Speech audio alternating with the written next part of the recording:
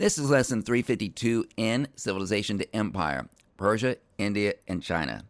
Essential question: what is the difference between what we call the classical period and the River Valley civilizations period that we just studied? Warm-up questions: what is an empire? What are the advantages of having a vast, complex empire? From civilization to empire, a little bit of review. After thousands of years of civilization in river valleys, the first large-scale empires appeared. See, river valley civilizations, they were complex societies with advanced technologies, cities, workers, writing, and institutions. But classical empires were advanced societies with well-organized, centralized governments that conquered vast territory and ruled a variety of formerly independent peoples. What things will the classical empires of our new unit have in common? These are all classical empires, whether it's Greece's Alexander the Great, the Roman Empire, the Persian Empire, the Maurya and Gupta empires of India, or the Qin and Han dynasties of China. They're all in the classical period. And all of these had vast, complex empires and large bureaucracies. So what is a bureaucracy? A bureaucracy is an organization made up of many departments and divisions that are administered by lots of people. Walmart is a bureaucracy. The city of Dallas is a bureaucracy. This school is a bureaucracy.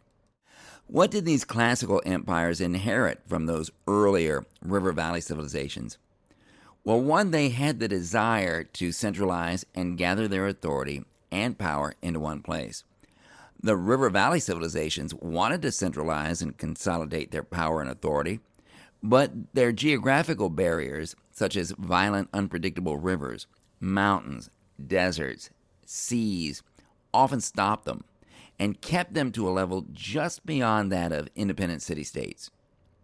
To the extent that these river valley civilizations could form centralized governments, they did.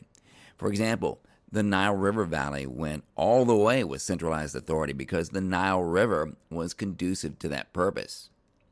And smaller, localized empires emerged for limited times in Mesopotamia, like Akkad, Babylon, Assyria, and the Hittites.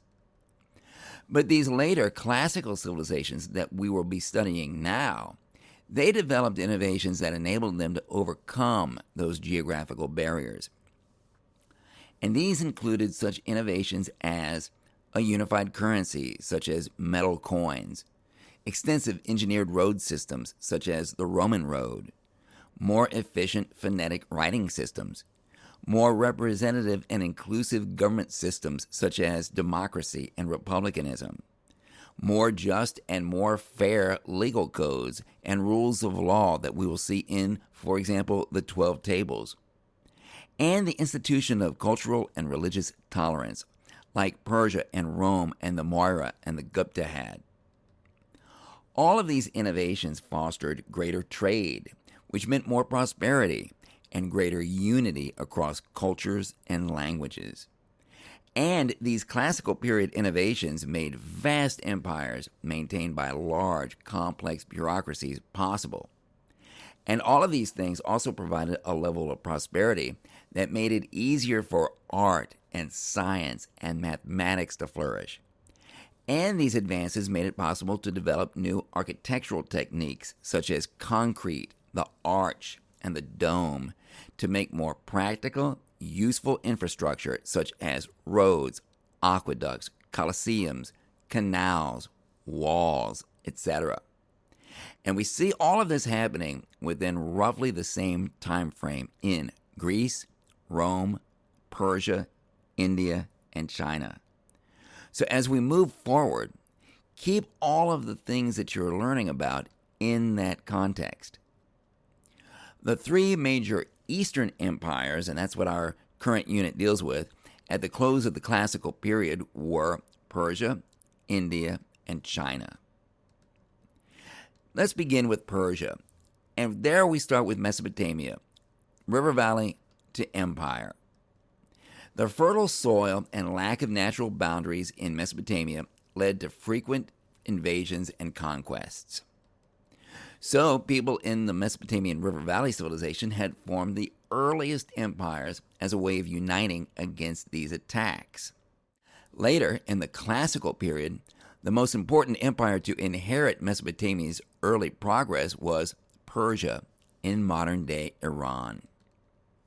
We will see how the Persians grew into a powerful empire under kings like Cyrus the Great and Darius the Great.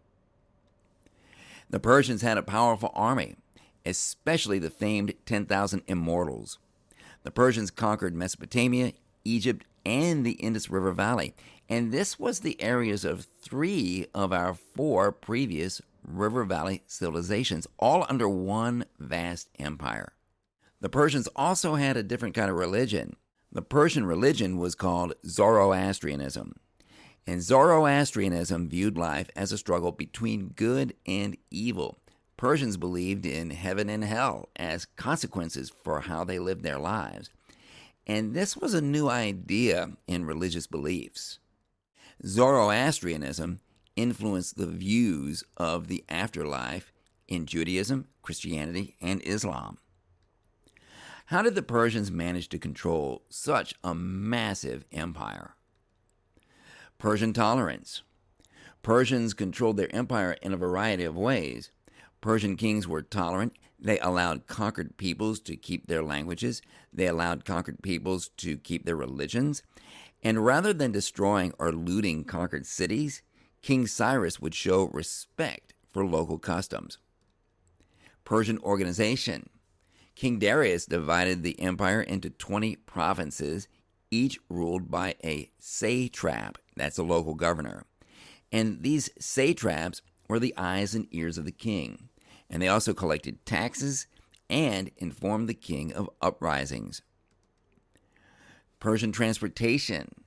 The Persians built a network of roads in order to collect taxes and improve communication and increase trade throughout the empire. The Persians also used metal coins with standardized values to help promote trade. It's a lot easier to pay with precious metals that have been already weighed out for you and made into coins than it is to try to weigh the stuff yourself. Then you've got classical India. There were 2 classical period Indian dynasties, the Mauryan and the Gupta. After the River Valley civilizations period, the Mauryan Empire finally emerged in India. King Chandragupta Maurya became the king of India in 321 BC. He created a vast army, he conquered new lands, and he established the Mauryan Empire. And Chandragupta Maurya's empire controlled most of the Indian subcontinent. Chandragupta Maurya used familiar tactics to control his empire. Like the Persians, Chandragupta Maurya divided his empire into provinces, each ruled by a local prince. In the year 269 BC, King Asoka took over and expanded the Mauryan Empire to its greatest extent. During his wars of expansion, Asoka converted to Buddhism. Asoka developed new policies of tolerance and nonviolence for his empire. Buddhism spread as a result of Asoka's influence. The Gupta Empire. After Asoka's death, the Mauryan Empire declined. The Indian subcontinent splintered into separate smaller kingdoms for over 500 years. Then King Chandragupta formed the Gupta Empire in 320 AD, and he expanded this empire. The Hindu Golden Age. India experienced a golden age during the Gupta Empire. Indian astronomers independently discovered that the earth was round. Mathematicians developed the use of modern numerals, 0, pi, and the decimal system. Merchants sold exotic spices and silks to people in the Mediterranean world. Finally, you have classical China, and that includes the Han Dynasty. China and the dynastic cycle. Government in China was based upon the dynastic cycle. In the dynastic cycle, one ruling family, a dynasty, gains what's called the mandate of heaven, and then rules until that dynasty grows weak and is overthrown. And so we can go through this cycle and describe each phase of it, almost like the cycles of the moon or the earth or something. And the way it starts is this: a new dynasty gains power, and it restores peace and order and claims to have the mandate of heaven. And this strong dynasty establishes peace and prosperity, and it can be seen to have this mandate of heaven. Everybody can tell. But in time, that dynasty declines and becomes corrupt. Taxes go up, power goes down. Disasters such as floods and famines and peasant revolts and invasions occur. And now this dynasty is not so young anymore. It's getting pretty old. And this old dynasty is now seen as having lost its mandate of heaven. I mean, look at how many bad things have happened. It's pretty obvious. And rebellion is now considered to be justified. And in the last phase of the dynastic cycle, that dynasty is overthrown through rebellion and bloodshed. And a new dynasty emerges, and the whole cycle starts all over again. Chinese history is divided into periods named after these ruling dynasties in the dynastic cycle.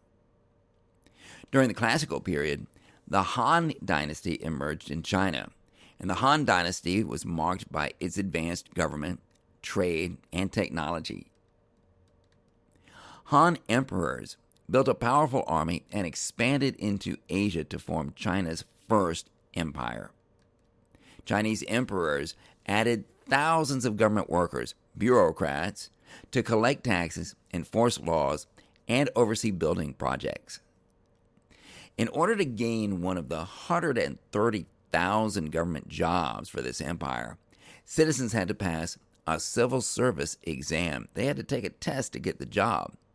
And these exams were based on the teachings of Confucius. Here are the high points of Confucianism. Social order, harmony, and good government should be based on family relationships, and we'll go into that in more detail and kind of break that down a little bit later. Respect for parents and elders is important to a well-ordered society, not just the family that's involved, but to society at large.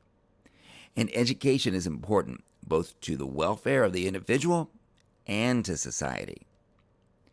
Han China. Chinese technologies became advanced, especially silk and paper making. Paper made books cheaper and increased literacy in China. The desire for Chinese luxury goods led to the Silk Road, which connected China with Indian, Persian, and Mediterranean societies. Closure activity. Can you identify 3 similarities and 3 differences among the Persian, Indian, and Chinese classical empires?